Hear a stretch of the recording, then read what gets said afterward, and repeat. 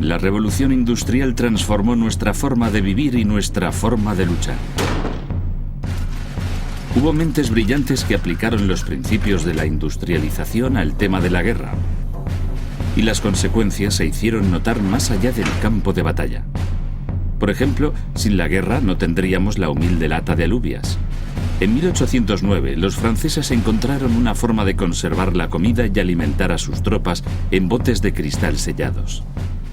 Para no ser menos que los franceses en comida envasada, en 1810 un inventor inglés, Peter Durand, patentó la lata de conservas. La comida enlatada había llegado. Lamentablemente, habría que esperar otros 50 años antes de que alguien inventara el abrelatas.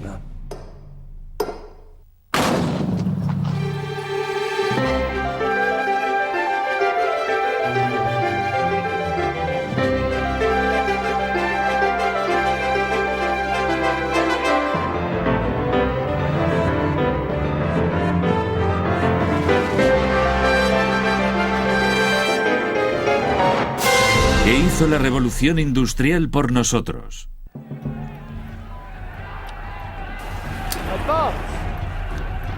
Maquinaria de guerra. Hasta la revolución industrial, las batallas, por lo general, se habían ganado o perdido según el grado de entrenamiento y disciplina de los soldados. ¡Alto! ¡Preparados! ¡Carguen! ¡Ahora! ¡Disparen! ¡Preparados para avanzar! ¡Avancen! Después de casi 10 años de luchar, franceses e ingleses estaban bastante igualados y estancados. Para ganar, Inglaterra necesitaba nuevas tácticas y nueva tecnología. Era el momento de cambiar. En 1800 se formó un cuerpo experimental de fusileros. Así fue como salieron los abrigos rojos y entraron los chaquetas verdes. Los fusileros fueron el primer regimiento de la Armada inglesa en vestir de verde como camuflaje. Utilizando el terreno como escondite, esta banda selecta de perspicaces tiradores luchó en pequeños grupos por delante del avance principal para cubrir movimientos o proteger una retirada. Pero el camuflaje no era su única innovación. A cada fusilero se le enseñaba a utilizar su iniciativa. Aquí, bien, fuego a discreción. Por ejemplo, hay un francés ahí disparando contra nosotros al azar. Si echamos una mirada a través del árbol y le encontramos, seguramente nos volará la cabeza. Vamos a probar un truco. Cojo mi bayoneta, la junto con el fusil, cojo mi pan, mi ración diaria y lo clavo en la bayoneta.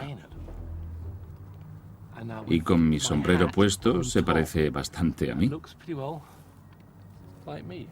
Sujeto esto aquí arriba e intento atraer el disparo del francés.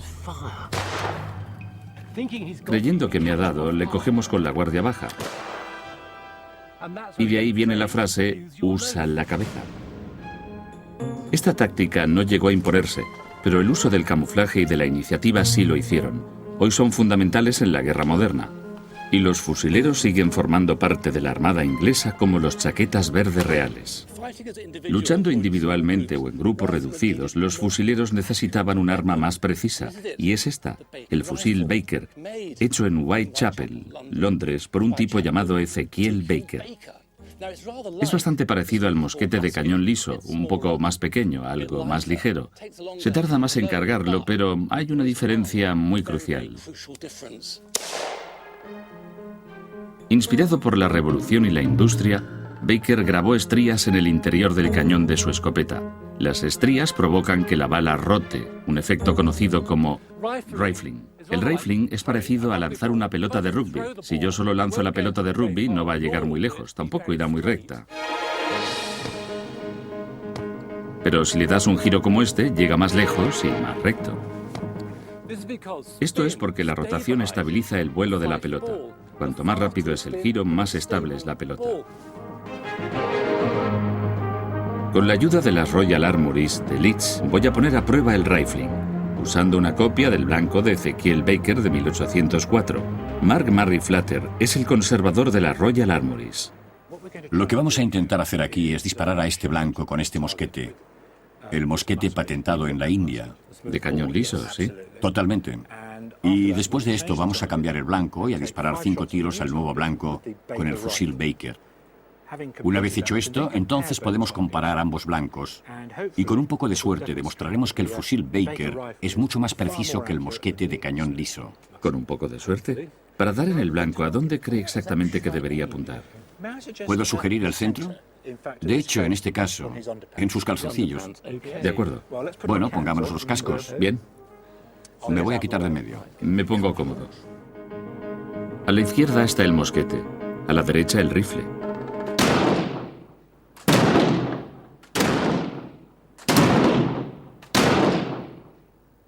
Es el momento de comparar los resultados del mosquete y del rifle. Aquí está el blanco disparado con el cañón liso. El conjunto no está mal. Aquí están los 5 tiros. 1, 2, 3, 4, 5. Este está a unos 50 centímetros. ¿Está bien? ¿De aquí a aquí? Sí. Sí, sí. ¿Y si miramos el fusil? Están mucho mejor agrupados, ¿no? 3 aquí en el ombligo y 2 aquí abajo. De modo que hay 5 muy juntos. Es una mejora importante. Mucho mejor. Y pienso que lo demuestra. La tecnología se adueña del campo de batalla. Es muy importante. Totalmente correcto. Y no solo eso, sino que al mejorar la tecnología, el fusil Baker era en definitiva técnicamente más avanzado y requería que los soldados que lo utilizaban estuvieran mejor preparados. Entonces, con mejor tecnología, tácticas más científicas, esto era el principio del ejército moderno. Estoy de acuerdo con usted totalmente. El fusil Baker fue el heraldo de una nueva era de precisión en la guerra, y hoy todas las armas pequeñas están rifleadas. Pero en 1804 todavía estaban hechas a mano por hábiles artesanos. La victoria sería para el país que pudiera hacer armas de precisión en cantidades muy grandes.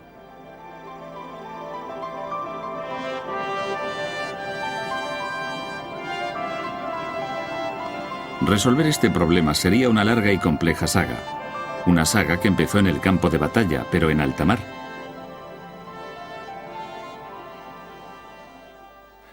El HMS Victory era una de las máquinas de guerra más grandes y de mayor éxito de su época.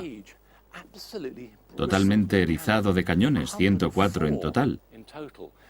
Pero todo ese terrible poder no era nada sin estos bloques de polea.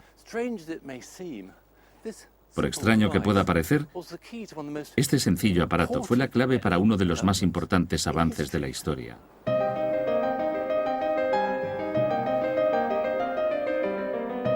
Los bloques de polea se usan para mover velas pesadas o cañones. Hay 768 en el HMS Victory. Y para mantener a la flota operativa, el almirantazgo necesitaba 100.000 cada año, modelados uno a mano. Y eso era un problema que llamó la atención de un ingenioso francés llamado Marc Brunel. Marc Brunel fue el padre de un tal Isambard Kingdom Brunel, presumiblemente el mejor ingeniero de la historia. Pero Marc tampoco era mal ingeniero. Huyó de la Revolución Francesa y trabajaba en Nueva York cuando supo que la Marina necesitaba bloques de polea. Ahí tenía un motivo para venir a Inglaterra y reunirse con su amada inglesa, Sophie Kingdom. Llegó en 1799 y se casó con Sophie el mismo año, lo cual nos lleva a Brunel y a nosotros de vuelta a los bloques. Brunel estaba decidido a resolver el rompecabezas del bloque de polea. Y con un joven y brillante fabricante de herramientas para máquinas llamado Henry Maudslay, diseñó una máquina para hacer cada una de las puertas. Luego, las diferentes partes irían montadas en un bloque de polea. Esta era una forma revolucionaria de hacer un objeto bastante humilde. En 1802, las máquinas de hacer bloques de Brunel fueron instaladas en los astilleros de Portsmouth. He venido aquí para conocer a Alex Barlow, que fue fabricante de bloques hasta 1985. En este edificio, Brunel pondría en marcha un proceso cuyos efectos todavía se notan hoy, no solo en la guerra, sino en todos los aspectos de nuestra vida. Cielos, Alex, qué espacio tan fantástico. Me encantan estas columnas de madera. ¿Y qué hay ahí arriba? Eso es el mecanismo original que dirigía las máquinas para hacer los caparazones de los bloques. ¿Los caparazones? ¿Las cajas? Sí, las cajas. Es increíble que haya sobrevivido. En realidad había 15 máquinas aquí. ¿Todas movidas por correas que salían de esas ruedas? Todas movidas por correas que salían de las máquinas. Es asombroso. Esta es una de las máquinas originales de Brunel, hecha por Henry Maudsley, y era para cortar madera. ¿Esto es un tipo de madera subtropical? Esta hoja está tan bien ajustada que podría cortar 3 milímetros de ese leño sin romperlo. Parece como si todo en conjunto pudiera funcionar ahora mismo. En 1982 todavía estaba funcionando. Vaya.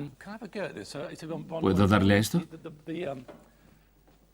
Uno gira la columna y al mismo tiempo el operador acerca esto. Increíble. Esto consigue una precisión extraordinaria. De eso se trata, ¿no? Brunel y Maudsley hicieron máquinas para serrar, ranurar, tornear y moldear cada parte del bloque. Usando estas máquinas, 10 hombres no cualificados podían hacer el trabajo de más de 100 artesanos expertos. Era más rápido, más barato y el producto era mucho más consistente. La fábrica de Brunel fue más que un impulso para la Royal Navy. Fue un monumental paso adelante hacia nuestro mundo moderno producido en serie. Porque aquí estaba la primera línea de producción y montaje totalmente mecanizada. Virtualmente todo en nuestro mundo, desde comida a coches, procede de la línea de producción. Una línea de producción que empezó aquí, en unos astilleros de Portsmouth en 1802. Era una línea de producción que hacía posible producir unidades rápidamente, con precisión y en cantidades nunca antes imaginadas. Lo que los organizadores militares tanto habían deseado, por fin estaba a su alcance. La patente del fusil de Enfield de 1853 fue el primer objeto producido en serie, hecho con precisión, con partes recambiables. Había 900 operaciones distintas en la fabricación de cada fusil. Aquí tenemos el seguro, esta parte de aquí. Si esto se estropeaba en la batalla, se podía sacar, mandarlo a reparar y conseguir un seguro de otro fusil o de la fábrica y encajaba. Así. Esto es lo bueno de todo esto. Esta intercambiabilidad, esta exactitud significaba que estos fusiles podían ser reparados rápidamente, se podían hacer reparaciones en el campo de batalla y eso era muy importante, desde luego. Los recambios y la producción en serie significan que hoy cuando una lavadora o un coche se estropean, damos por sentado que se pueden reparar con una pieza de recambio nueva. Los principios de la revolución industrial, como la producción en serie, la experimentación científica, la ingeniería de precisión, revolucionaron la guerra por tierra y por mar.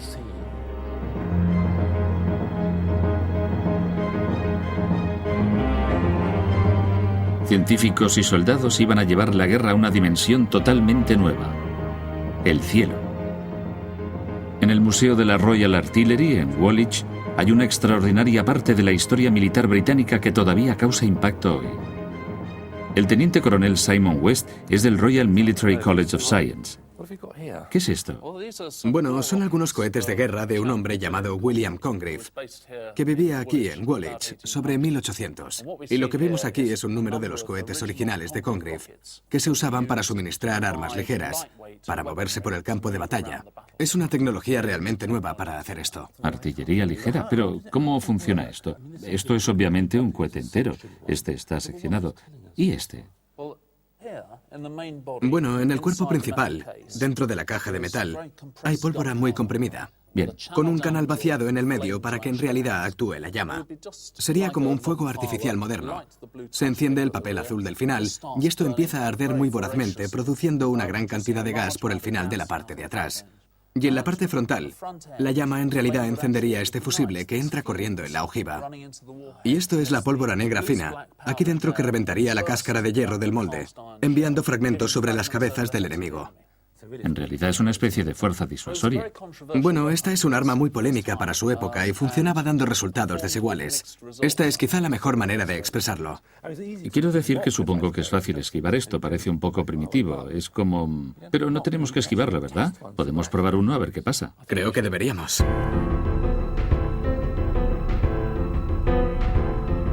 Trabajando con las notas y dibujos originales, Simon ha reconstruido el cohete de Congreve.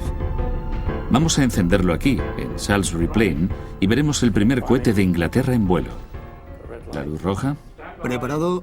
3, 2, 1, fuego.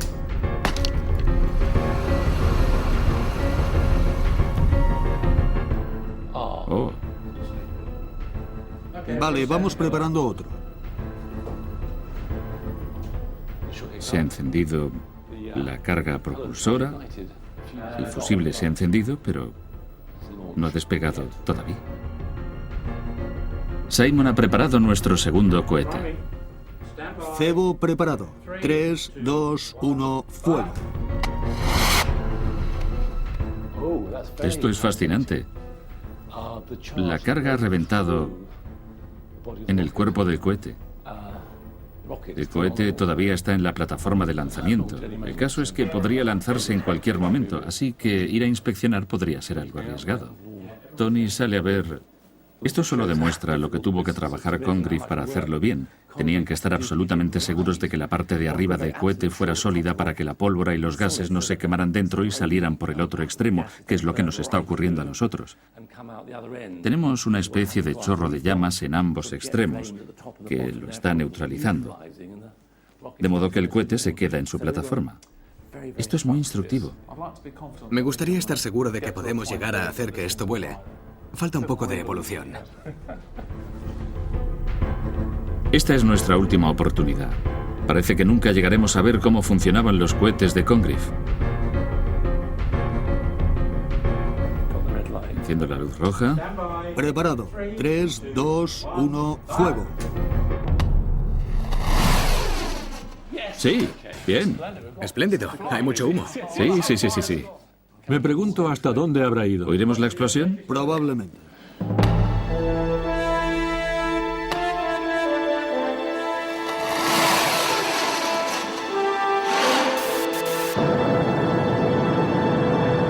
Nuestra prueba sugiere que los cohetes de Congreve son temperamentales, pero a veces también terroríficos.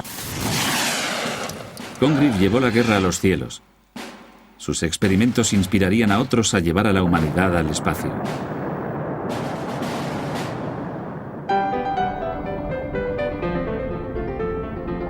Pero mientras las bombas de Congreve estallaban en el aire, por otro lado se estaban haciendo experimentos bajo el agua.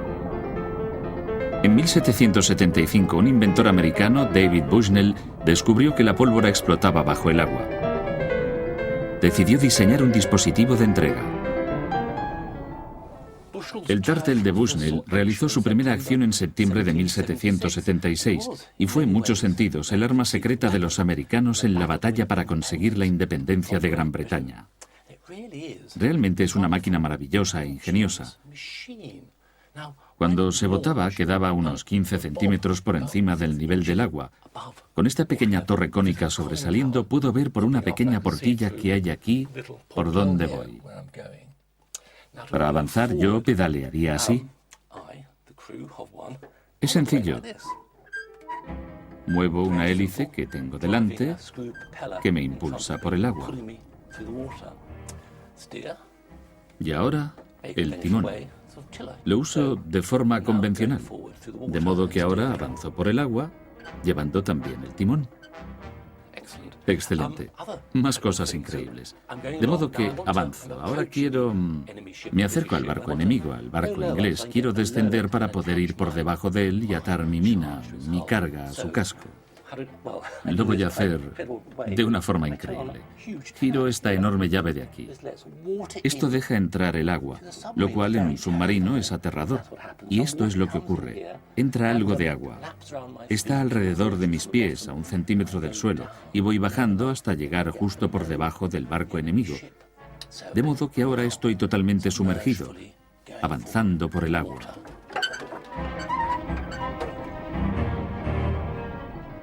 Listo para atacar.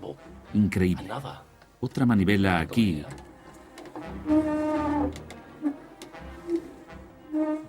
Va atornillando la carga en el fondo del barco encima de mí. Cuando está conectada, entonces lo invierto. La punta del taladro permanece en el barco enemigo. Y yo me voy y la carga se queda atrás. En esta carga hay un fusible para 30 minutos, que yo activo al alejarme de la proximidad del casco. Esto es increíble. Realmente este hombre, Bushnell, no solo inventó un submarino que funcionaba, sino también una mina, o, como le llama él, un torpedo, por una especie de pez manta. El Turtle nunca llegó a hundir un barco, pero consiguió aterrorizar a todos los que vieron este nuevo y extraño invento. El Turtle marcó el principio de la guerra submarina. Desde luego fue el primer submarino usado en combate. Y es increíble, realmente, viendo este sistema bastante primitivo, aunque tuvo éxito. Pero debo decir que pedalear cansa un poco. Para revolucionar verdaderamente la guerra en el mar, tanto el Turtle como los barcos para los que estaba preparado a atacar necesitaban una energía alternativa. Su descubrimiento sería una de las historias más improbables de la revolución industrial. Esto empieza en 1774, cuando John Wilkinson, el loco del hierro, un maestro herrero de los Midlands, encontró un nuevo modo para moldear los cañones de hierro. Este es un modelo de la revolucionaria máquina taladradora de Wilkinson.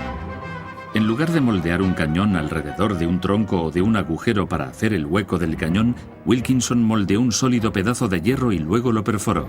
El resultado fue un cañón más recto y más preciso que nunca. Usando esto, Wilkinson podría casi literalmente perforar Inglaterra. Pero el impacto de la máquina de Wilkinson iba a ir mucho más lejos. Para descubrir qué más hizo por nosotros, he venido a Fort Nelson, cerca de Portsmouth, donde está la colección de artillería histórica de las Royal Armouries. Nicholas Hall es el conservador. Imagino que hay que aceptar que esta tecnología fue inspiradora para todo el que estuviera relacionado con la creación de máquinas en la época.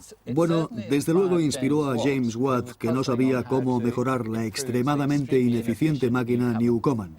Pero al encajar mejor el pistón y el cilindro, basándose en las ideas de Wilkinson, fue capaz de transformar la máquina de vapor. Un pensamiento increíble, de modo que sin Wilkinson, sin un cañón cuidadosamente perforado, no habría una máquina de vapor eficiente como la que construyó Watt. Por lo tanto, no habría fábricas y talleres que funcionaran con vapor, no habría máquinas de vapor, no habría barcos de vapor. Todo esto, en cierto sentido, proviene de esta tecnología militar.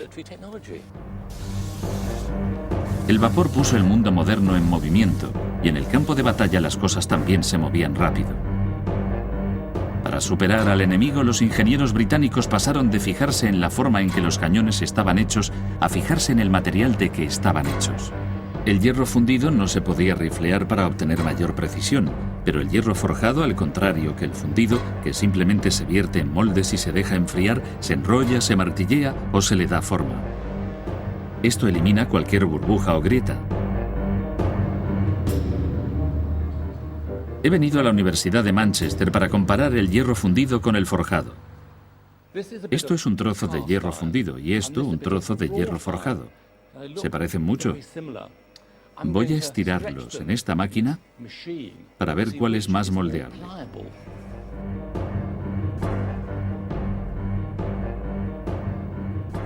Bien. En marcha.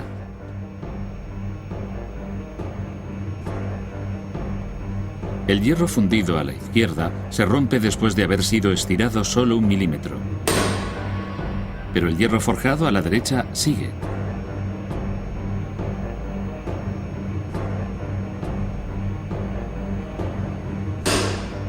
Al final se rompe al superar los 8 milímetros. Es increíble, el hierro forjado y el hierro fundido respondieron de forma muy diferente. El secreto de estas diferencias está en el proceso de fabricación. El hierro fundido está inherentemente agrietado y estas grietas hacen que se rompa antes, mientras que el hierro forjado tiene una estructura más fina, es más fiable y por tanto responde mucho mejor cuando es sometido a tensión. El hierro forjado es fuerte, ligero y moldeable. Por ello ha sido el material elegido para estaciones de tren como las de St. Pancras y Paddington, invernaderos en Kew, el Palacio de Cristal y para los cañones.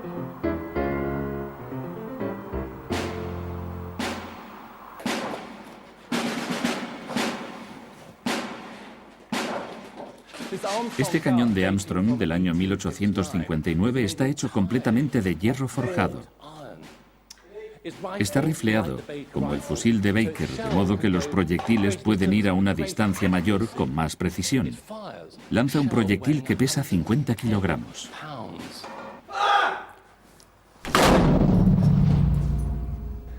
A mediados del siglo XIX, la industria había revolucionado la guerra. Este infierno de 40 hornos alimentaba 10 calderas que impulsaban un motor masivo para que trabajara día y noche con intenso calor. Pero esto no es una fábrica, es la última máquina de guerra, el HMS Warrior. Cuando el Warrior fue botado, 101 años después del HMS Victory, cualquier otro buque de guerra construido en el mundo quedó obsoleto de la noche a la mañana. En 1860 el Warrior era el buque de guerra más largo y más grande que se había construido jamás. Su monstruoso casco negro contenía los resultados de un siglo de invención. Este buque todavía llevaba velas, pero ahora eran secundarias con respecto al masivo motor de vapor con cilindros perforados que impulsaba una hélice.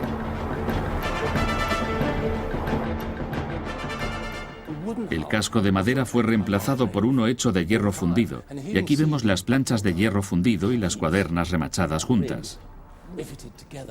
Verdaderamente el Warrior fue el primer buque de guerra con casco de hierro. Lo que esto significaba es que era prácticamente imposible atravesar su casco. Entre las paredes de hierro del Warrior está la más letal de las armas de la revolución industrial. Los oficiales y el capitán de la tripulación iban armados con las Navy Colts, patentadas en 1851. El resto de la tripulación y los marines van armados con el fusil Enfield, patentado en 1853, totalmente producido en serie y con piezas intercambiables. A bordo también había cañones Armstrong de hierro forjado. El Warrior es un producto aterrador del valor industrial y militar de Inglaterra, pero nunca lanzó un disparo con ira. Fue la última fuerza disuasoria. La revolución industrial había revolucionado la guerra. El éxito militar ya no estaba basado en las habilidades del soldado, sino en la calidad y cantidad de la tecnología de que disponía. Las armas hechas a mano eran reemplazadas por armas producidas en masa, el fruto más amargo de la revolución industrial. Mientras la madera y las velas daban paso al hierro y el vapor, el campo de batalla se extendía desde la tierra y el mar hasta por debajo del mar y al mismísimo cielo. Había llegado la guerra moderna. Esta revolución en la guerra nos dio armas capaces de una destrucción terrible. También nos dio algunos de nuestros más importantes inventos.